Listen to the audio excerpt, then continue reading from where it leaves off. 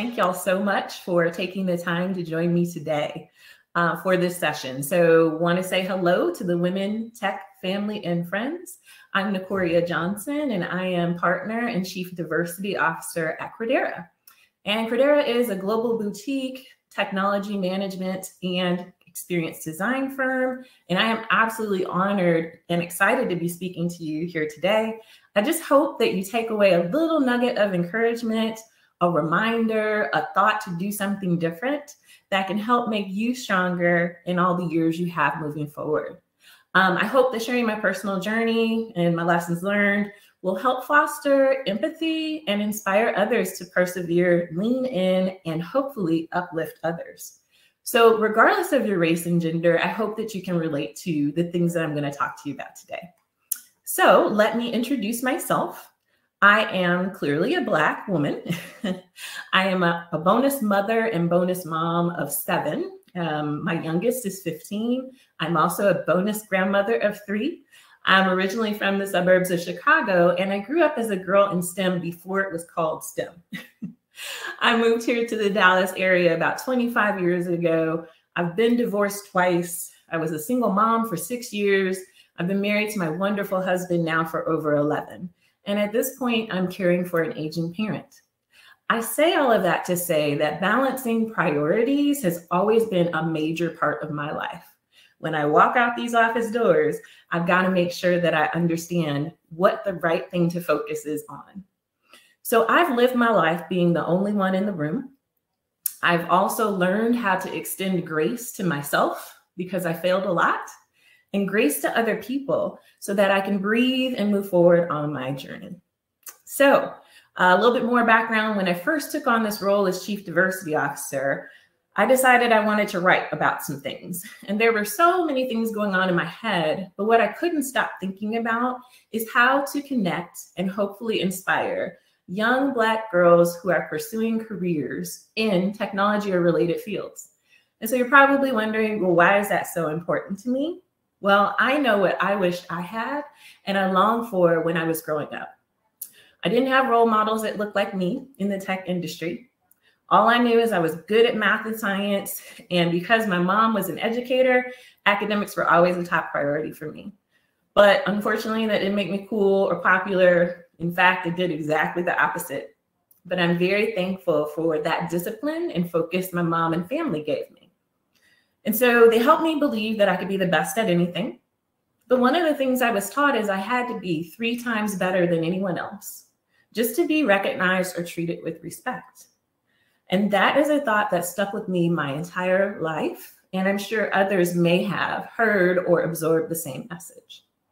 So moving forward to some more interesting things about me. I'm trying to get my slides to move forward. There we go. So I'm the love child of a teenage mother who was Pom Squad captain and a varsity basketball captain. I was the junior year mistake. According to Statistics and Society, given how I came to be, I should not be standing here in front of you today. I was raised by my mom as a single mother. I did go to college with her as a preschooler. I had amazing grandparents around to help make sure I had everything I needed, but we moved around a lot, went to about 6 different schools by the 7th grade. I didn't really fit in anywhere because I was nerdy looking, i.e. the picture to the left. Tall, I was 5'11" by the time I was in 5th grade. I was too Black for the white kids, too white for the Black kids. All I really had going on for me were my grades and my education. So I want to pause for a moment and talk a little bit about code switching, because that was a normal part of my daily walk. And code switching is the process of shifting from one linguistic code or a dialect to another, depending on the social context or the conversational setting. And so I felt a lot of pressure to talk more white when I was around the white kids, and then to switch to talk more Black when I was with the Black kids. Now, growing up, that was energy draining because I was not being myself. So if I go back and I look back at my life, I would tell my younger self to just talk like Nickoria. That is good enough because I am good enough. And so I have my first takeaway for you, which is You are good enough. And so let's remember that. And there's a quote from Amy Schumer who states, I know my worth. I embrace my power. I will say if I'm beautiful. I say if I'm strong, and you will not determine my story. I will. If I only knew that when I was in middle school, high school. So moving forward in my journey, I was part of a club in high school called Tomorrow Scientists, Technicians, and Managers. I didn't want to go. My mom dragged me there. But it led to an internship where I was coding in Unix, running a system test lab every summer while most of my friends in the community had, other jobs, working at the mall, chilling. I was really lucky to fall into technology and be hands-on early. I had some really, really amazing mentors that inspired and encouraged me. And that workplace was where I felt my best. My mom used to call me Little Miss Corporate. I saw someone in the chat give a shout out to HU. So I went to Howard University. And for me, that's a historically Black college and university. And so it was important to me to be around successful, focused students and teachers that look like me. I started college as an electrical engineering major, feeling great. I was going to design hardware to power the best tech in the world. And second semester, something happened. Z meant something different in my EE class, my Calc 3 class, my physics class. And I was studying for finals and I had a bit of a breakdown, honestly. I said, I can't do this anymore. And so for me, I was thinking, I don't want to work in a lab environment and just be heads down, because I thought that was the only thing I could do with that type of a degree. I love working with people. So I thought, okay, I'm going to change my major in marketing or something in the School of Business, because that's where I can use my people skills. So I landed in management information systems, which was great. But when I double click into how I was really feeling, I recognized not only was I maybe not feeling smart enough or qualified enough to stay the course in tech, but I also realized I didn't see myself working and thriving in that space. So why is that? I really think that it's because I didn't have any role models that looked like me. None of my teachers, professors, the people that I worked with at the labs, none of them really looked like me. And I didn't have a woman, never mind a Black woman, in the tech field that I could point to as the North Star. So that is exactly what I am very passionate about changing for our next generation. And so takeaway number 2 is we need you as women to provide access to you for all of these young women that are looking for role models. It is absolutely critical for them to see themselves in the careers they're building towards, right?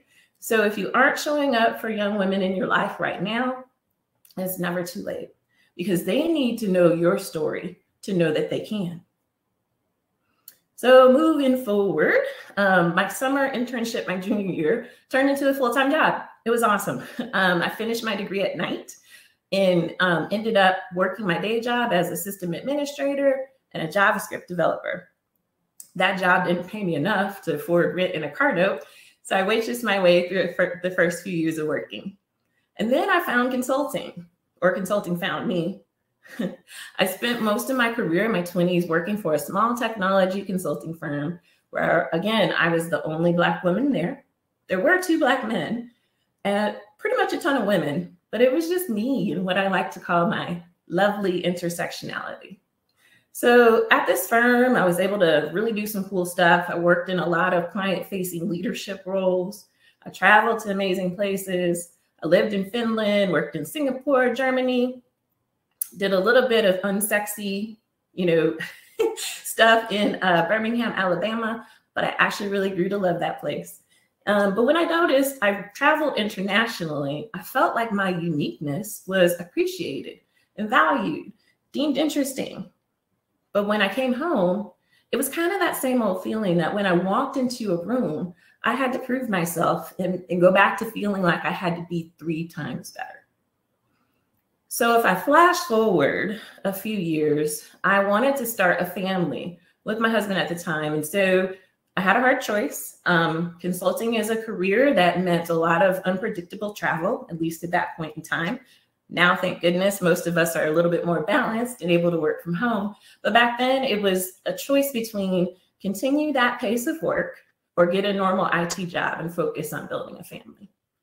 So I chose the latter. And so it leads me to my next takeaway, which really is about the hard choices you might have to make in life. So sometimes you have to make the hard choice to focus on what is truly important to you in your life. And we have to remember, each one of us gets to determine what that is, right? Where we need to focus our time, our energy, what's important to us. I love my job, don't get me wrong, but I really consider it at the end of the day as a means to provide for the really important stuff, which for me is my family. So if there's a mismatch in your priorities, maybe it's time for you to make a hard choice. So moving forward to the first time I had an actual seat at a leadership table, right? I didn't really feel comfortable. I found that I didn't really use my voice.